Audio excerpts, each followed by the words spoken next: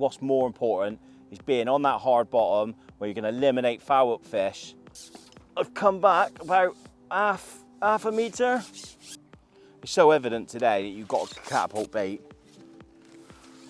Well, that's worked an absolute treat. You can't believe how, like, just a little change like that makes such a difference.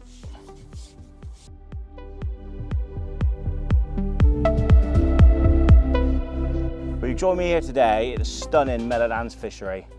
We're on Lansdowne Lake today. We're just coming out of summer and into autumn. It's a lovely sunny day today, but don't be fooled. We've had a couple of frosts over the last week, and I'm going to go through today a method that a lot of people shy away from on deep lakes. It's in excess of 12 foot out there, I would say, on the long pole, and that's deep water carp fishing. It's a method that I've had a go on it at quite a few venues of late, Hayfield, Larford, all very similar lakes. We're just going to go through how really to make the most of your peg to avoid a lot of foul-looking fish and put more fish in your net.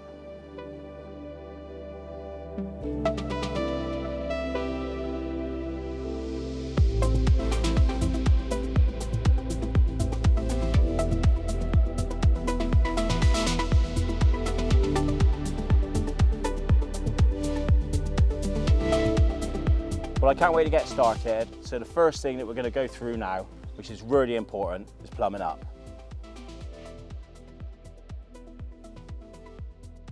So I've already had a plumb around earlier, and I've found the two depths I want to fish at, and I'm just going to explain to you why I'm fishing at those depths. Because you do find a lot of people will just pick their pole up, go to the end of a section, plumb up, and that's that. Whereas a lot more to it than that. So, long on the pole, I went out earlier to about 14.5 meters, and one thing I felt was the bottom, when I was plumbing up, I'd like to drop the plummet in from a height, let it go all the way down so it almost sticks in the silt if there is any, and then as you lift up gently, you'll feel like a little bit of suction. So when I went out to 14.5 meters, I could just feel that suction. So that to me entails where the lake is just starting to sort of flatten off, and that's obviously where you're going to be a build up of silt. So with that in mind, I've come back to around about 13 meters, and the first thing I notice is the bottom's a lot harder. Now that to me is massive, because I could be more aggressive with my feeding, and it is going to eliminate a lot of foul up fish. Again, some people just go straight out, 14.5 meters, that'll do. But when you're fishing on the bottom, in that depth of water, it's not so much about being out a metre or two further than everyone else. What's more important is being on that hard bottom where you're going to eliminate foul up fish, which ultimately is going to put more fish in your net. So after plumbing up my long line, which was 12 foot deep at 13 meters, I now know that everywhere up to 13 meters is a nice hard bottom. So the only thing that I need to worry about now is what depth am I going to fish at. Now, because it's 12 foot deep out there, I don't want to be fishing at 5-6 foot and think, oh, I need to go out a little bit further. So what I'm going to do, I'm going to start off at 7.5 foot. I can always work my way back. It's a good little tip that. Don't start off too short, because sometimes the fish won't feel comfortable enough to come in that close, especially as the nights are cooling down, the water's getting a bit clearer. So if in doubt, just start a little bit longer. If you miss a few bites, get a few liners, you can always work your way back. So I've just set my rig at 7.5 foot, and all I'm going to do is find that depth of water, just make sure there's no rocks. That's lovely there, a nice little incline, and that is my starting point.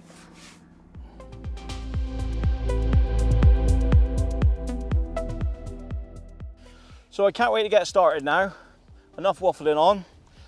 Just to touch on bait choice, simple 6 and 8 mil hard pellets. To me, that's the only bait I'm really looking to fish today. It's a big depth of water. You want something nice, hard, robust. It's going to go down to the bottom, not attract little tiny fish, because we're fishing for big carp. And as we all know, carp love eating pellets. Right, so to start the session now, this is a great big expanse of water. which I love. You can be really aggressive, which we probably come to a bit later, but the same as any venue, I always start off short, negative. You're just trying to mug one of those big, wise, old, weary carp. So by that, I'm just going to start off with a toss pot, putting 15-20 pellets to 6 mils in, and start with an 8 mil on the hook. Now, I might only give this a couple of feeds, but a lot of the time, as you all know, you can go in and sometimes catch 2 or 3 great big units very quickly doing this. One thing I will touch on, I just leant forward a little bit then when I was tapping my pellets in. The reason why, I want my pellet to be higher up on the slope than the pellets that I've just tapped in. Because you're fishing on an incline slope, the last thing you want to be doing is tapping your pellets in short of where your float is. Because if a carp comes down to munch on them pellets and he's on top, it's going to cause you to have liners or foul up fish, which is exactly what we don't want to be doing.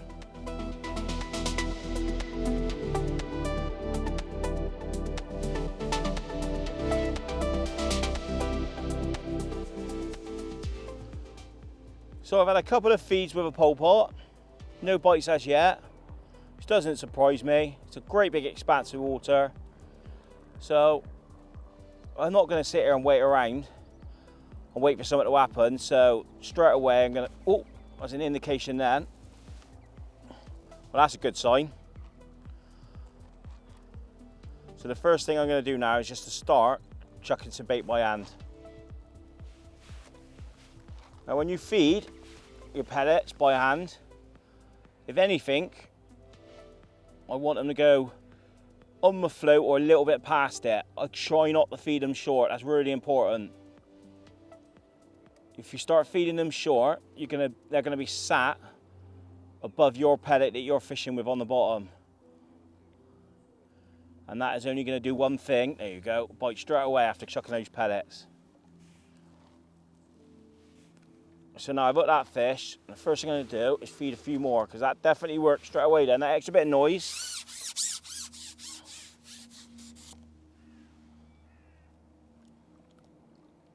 Ooh.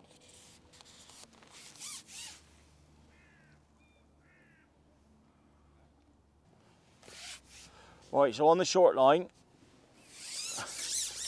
well, I'm looking to catch some hippos hopefully. I've gone from the green slick.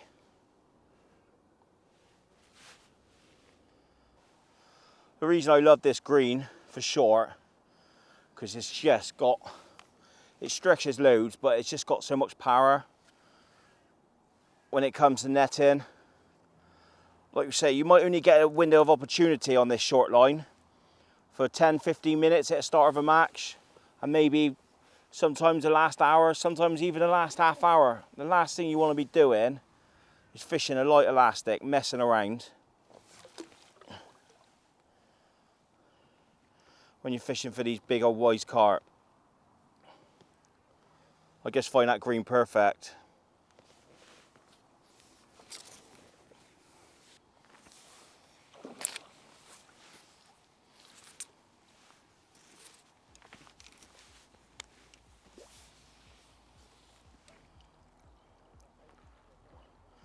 Not bad for a first fish of the day, that. Cool. Tell you what, if that's anything to go by, we're gonna have a lovely day today. Look at that for the start of the session. 3 or 4 feeds, 8 or 9 pound pristine Meadowlands carp. Let's put him back.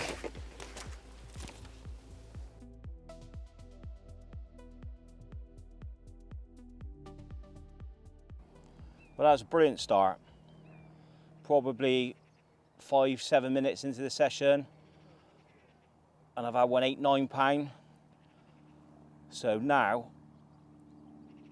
I'm just going to see. I'm going to obviously stay on this line for a bit longer. It's just about how much bait to feed. So There you go, one again straight away. So what I've done there, I've hooked that fish, the previous one, and I probably fed 10-15 pellets twice by hand. And then when I've gone back in then, I've used a pole pot, probably fed a similar amount. Now I do that a lot, combination of throwing and potting. Because one, I think that just gives you the ultimate accuracy with your potting, but also with your throwing, you're getting the noise, the attraction. So you're building up a little bit of bait in and around the area. And then obviously, with your potting, you're bang on your area.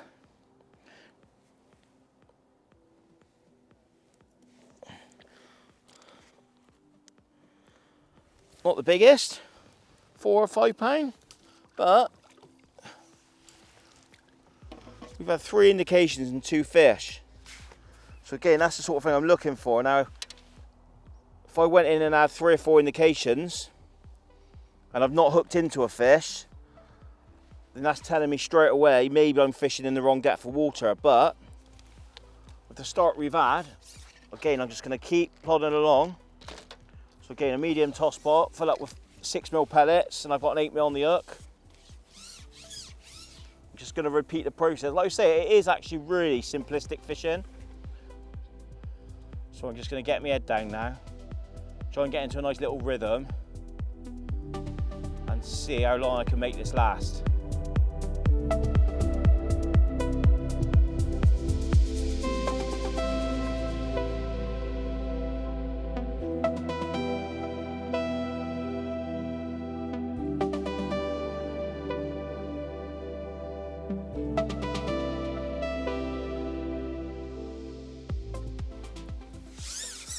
Okay, so I caught those 2 fish early, and I am now getting no indications. I've not had an indication for 10 minutes, which doesn't surprise me. It's typical really for this time of year, or any time of year really, on these commercials. You go in short, you catch a couple of mugfish. I fed 5 or 6 times by hand, no indications. Now, to me, this is all the signs now. I need to get out on that long line. I need to start feeding that line. However, this short line now, one thing I've learned over the years, these carp, they come in regardless of how much bait you put there. If they want to feed, they come in. That short line to me is going to almost be like my margin line in the last hour. So with that in mind, if I'm chucking bait there all day, I'm going to be attracting the wrong species of fish. I'm going to be attracting little skimmers. My pellet's going to be breaking down. And then when I do get that arrival, if I do have carp in the last hour, there's the chance I can foul up the fish. I've got too much build up of bait on the bottom. So the first thing I'm going to do now when I go long is I'm going to keep my eye on other people. Now the first sign I get of somebody coming in short and catching fish, that's an indication to me to start feeding it. So the next couple of hours, I'm going to leave that alone. I'm not bothered about it one little bit, because there's one thing I've learned over the years is you can go straight in with an hour and a go, and you can literally start feeding and catch instantly. The carp come in regardless of how much bait you put in.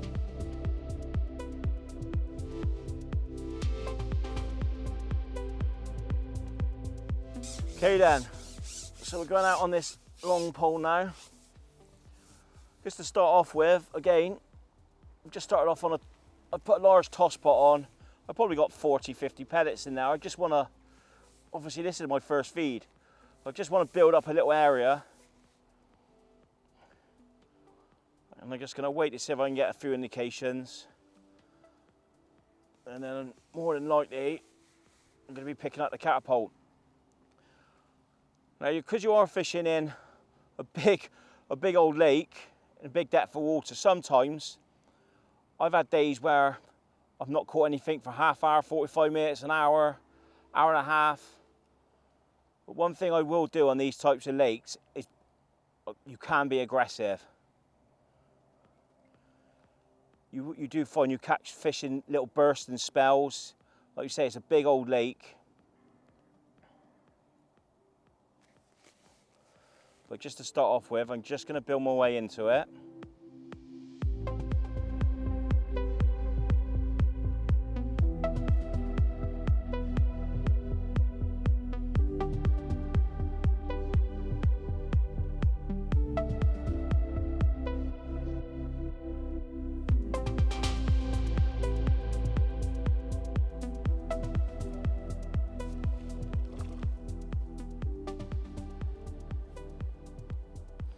Most important thing is, first fish is in the mouth, which is a good sign.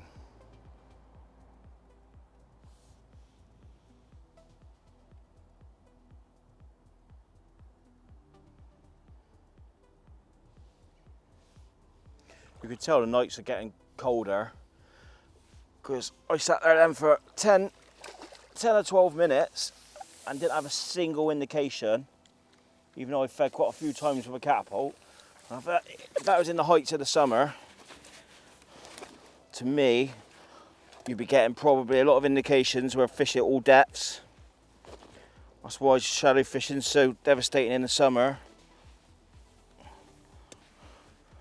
But it tends to tail off a little bit when we get to this time of year. Just give me the run around in the net, listen.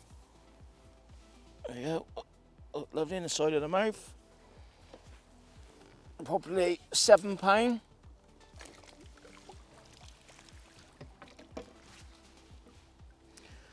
we'll go again. So what I'm going to do now,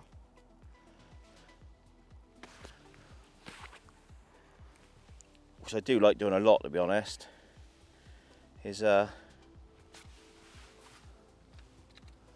still fishing with a pole on the end. A pole pot on the end, sorry. So basically what I'm doing,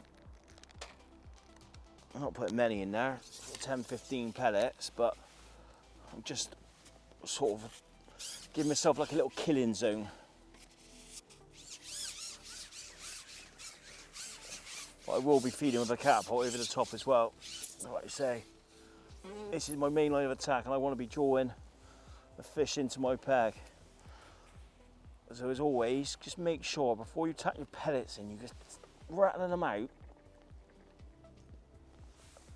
I reckon that's probably like 4 or 5 inches past where my float's going to be sat.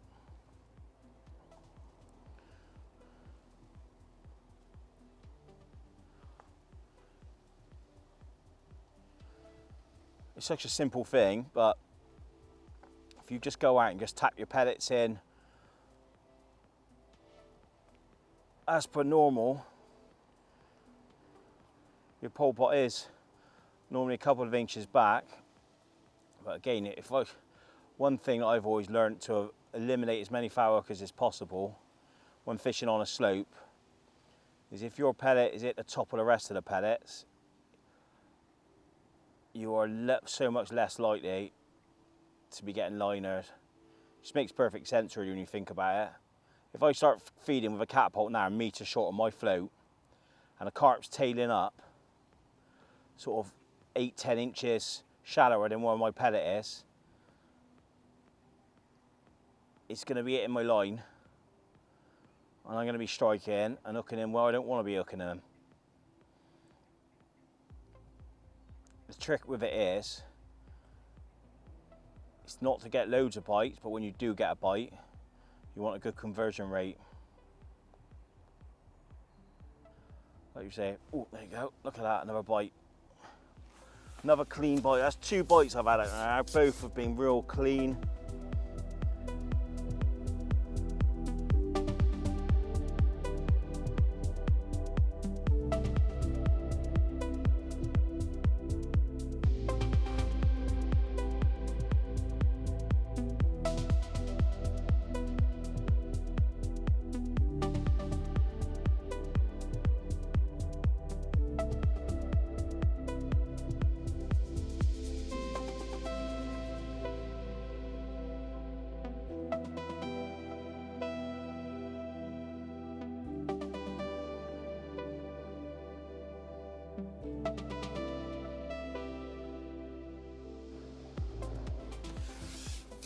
So into another one.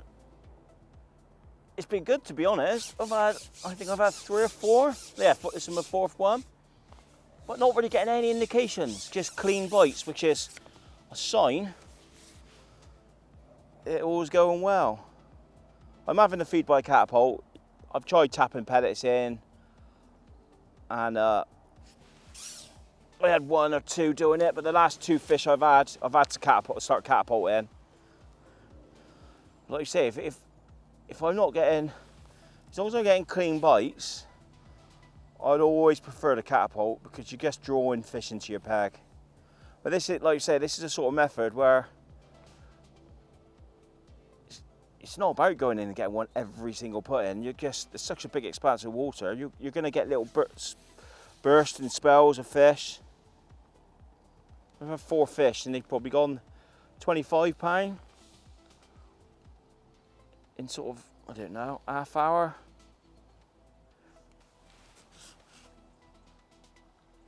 Bit smaller, this one.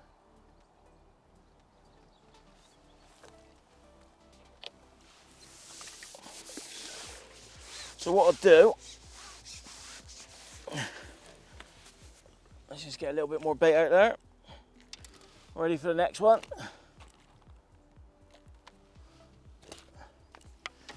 So what I'll do, I'll add up this one and put him back, and then I'll just go through the rigs.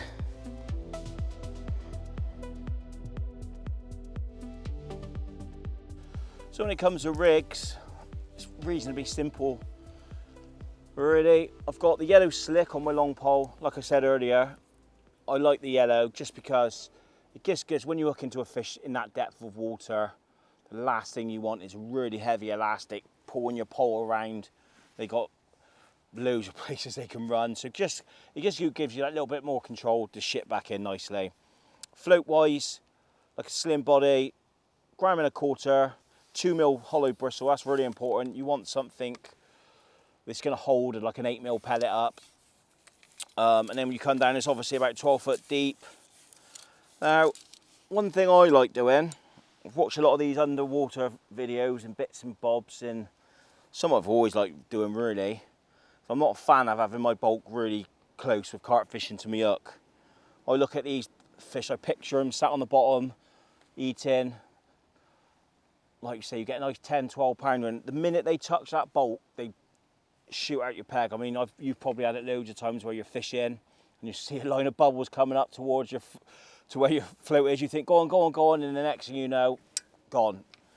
And I believe that's, if you've got your bulk, the lower you got your bulk down, if they touch your bulk or touch anywhere around your bulk, it's tight. So if they have that feeling on them, they're just going to bolt out your peg. So with that in mind, I actually, especially in deep water, I don't see the point of having my bulk real close down. So I've probably got that over 2 foot, 2 to 2.5 foot away with 2 droppers. And my last dropper is sort of 10, 11 inches away. I like using a longer hook length for this type of fishing. I don't see the point in using a short hook length where you've got that doubled up bit of line 4, 5, 6 inches away from your hook. I've always liked doing it this way. I've done it with shallow fishing. I stopped for a while. For some reason, when I was fishing on the bottom, I've just gone back to it. I really like it. Real simple setup, really. Like you say, when you're fishing with an 8mm pellet, which I am in this depth of water, there's no need to have all your weight down the line because your 8mm pellet almost acts as a little mini plummet anyway. So the less chance you've got of a carp touching your line. Obviously, with that being a lot slacker, if you do get a carp touch that line, and it's obviously a thinner line where you ain't got a heavier main line, it's less chance of it spooking out your peg. And I think that's a big thing, really. And again, exactly the same on my short line. Difference is I've got the green slick. That's going to be my killing zone the last hour. That's where you're going to be catching these big old units. They come in, they don't feed all day, they swim around doing what they want to do, but they'll come in the last hour to have a munch. That's when you win matches. That is where you don't want to be messing around. And again, my bulk, maybe 2 foot on this one because it's obviously a little bit shallower, but exactly the same setup. A 14 hook on both with a banded pellet. On my short line, I'm fishing 0.20. On my long line, I'm fishing 0.18. And that is pretty much it, really. You can't get much simpler, but I do believe that makes a difference. And like I always say in fishing, if confidence is a massive thing. If you're sat there waiting for bites, again, this type of fishing, you're not going to be getting, it's not like F1 fishing, you're going and getting bites every sort of shot, you're waiting, you're being patient. I want these big fish, I want to give myself the best chance I possibly can of catching that fish when it comes in, especially on your short line.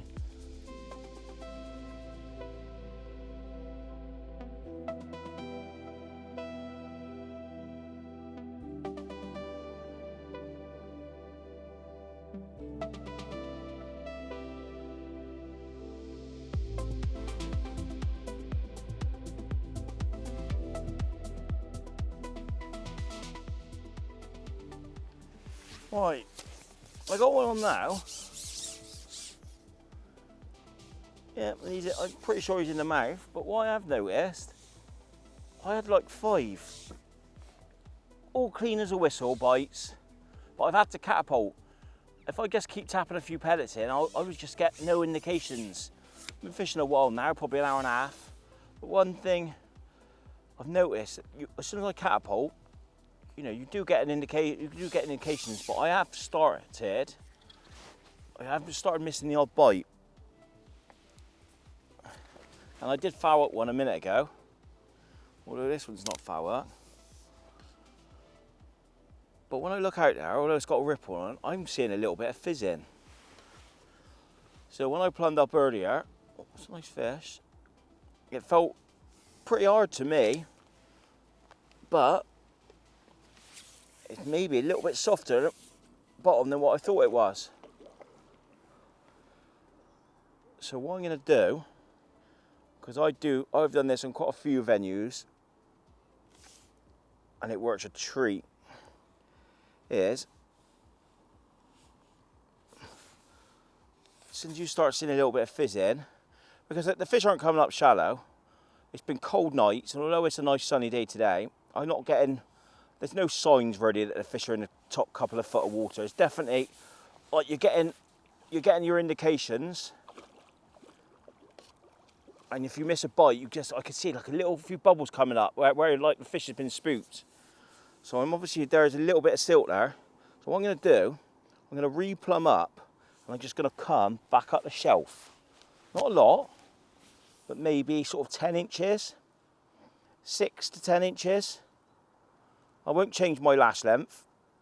And all I'm going to do there is almost start again. Because I think what happens is you will find the optimum depth where you're sort of close to the silt, but not quite on it, and you'll be fishing on like a cleaner bottom again. So I'm going to get this one in, I'm going to re-plumb, and we're going to give that a go. Because the last thing I want to be doing is sat there with a pole pot, not getting any bites, or when I start being a bit more aggressive, missing bites and foul-looking fish.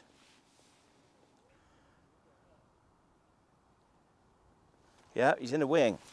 Right, so that is a perfect example, really. I had 5 fish on the banks, hooked in the mouth, fair and square. And then all of a sudden, I started missing an odd bite. And now I fouled, that's actually 2 fish I fouled now. And all of a sudden, I've started seeing a few bubbles come up. So, I'm going to whack the plummet on. And I'm going to move that float 6 inches or so. So basically what I'm doing now is I'm just coming back up the slope a bit.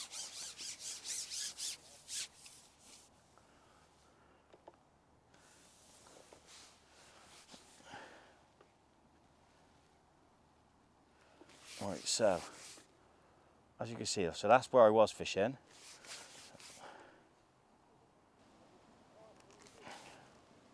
So that's a good half a metre back now. There you go. So I'm just going to put a little bit of tape on my new little spot. I'm just going to move that. I like it there. I'm just going to move that float out when it comes back a smidge in.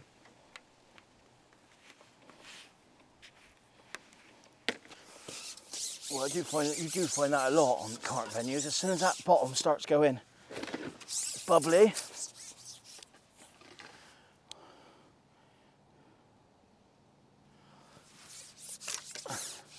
sometimes moving a couple of foot can make all the difference. Again, what I'm looking for, I don't want to be getting loads of indications. So what I done, I was catapulting because I had to get fish in my peg, and then as soon as I started missing a few bites and foul up one, I cut out the catapult and I just started tapping pellets in the game, which is something you, like most people, would do in a match. but you've heard the saying many a time, like, oh, I just couldn't, you know, I had to feed a lot of bait to get fish in my peg, but then when I were in my peg, I couldn't catch them, which happens to us all. There you go. Well, I've come back about half a metre, tapped in a few pellets, nothing, just started catapulting again, and I've had an instant, lovely, clean bite. That's definitely worked. It's so evident today that you've got a catapult bait. If you just tap a few pellets in, you're just waiting around for nothing. Nothing's happening. As soon as you pick up that catapult, within like, I don't know, 20 to 30 seconds of sort of double pouching, you get an indication, you get a bite. So what I'm looking out for now, because I reckon I'm only probably fishing 12 metres out now. Just going to keep my eye on that to see if I get any bubbles coming up. Because there will be like an area, I don't know exactly where it is, where it literally goes from rock hard bottom to the silt. And if you can find that crease, you can be really aggressive and feed a lot of bait, and you're not going to get problems with liners and foul hookers. So that is what I'm looking for, really. Like I say, I think if you fish short today, you'd get an odd one early, and I think we'll catch a few on there late.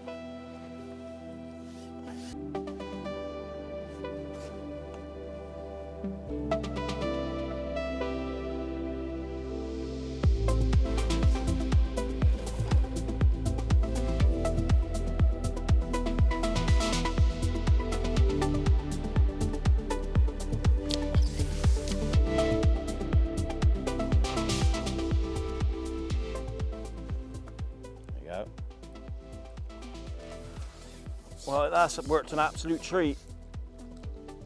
You can't believe how, like, just a little change like that makes such a difference. I've literally come back, I would say, I don't know, 3/4 of a metre, probably come back to about 10 inches in the end. And no indications, just wallop.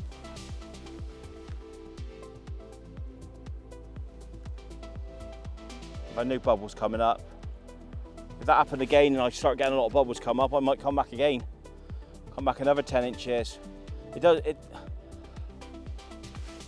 before where you guess automatically fishes long pole and the short pole and the long pole. But what struck me on a few venues I've been to lately, sometimes somewhere in between is just the optimum sort of place to be fishing.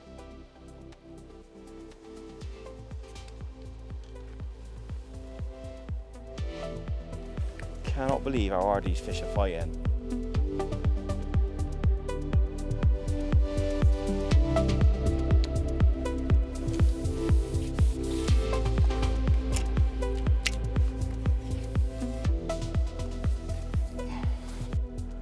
So I've had a brilliant day today at Meadowlands fishery, and a very interesting day as well.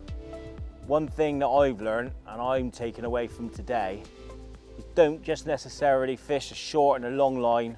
We all do it. It's the first thing we do. We come to a venue, we ship out to 14.5 metres, fish a top 5 and a top 6. That's it, that's my 2 lines and we go. One thing I've learned from today, without a doubt, that 11 metre line was the best by far. They wouldn't quite settle on the short line. The long line, whether it was just a little bit too deep or a little bit too soft, I couldn't get them to settle. I'd catch a few fish, then it would go again. But that 11 metre line, that just seemed to be the one. So if you ever go to sort of these type of venues where, you know, you can get into any depth that you want, just have a little think about what you're actually trying to achieve. And don't be scared to have a few changes and move around a bit, because believe me, it makes a massive difference. Thanks for watching, and I'll see you on the bank soon.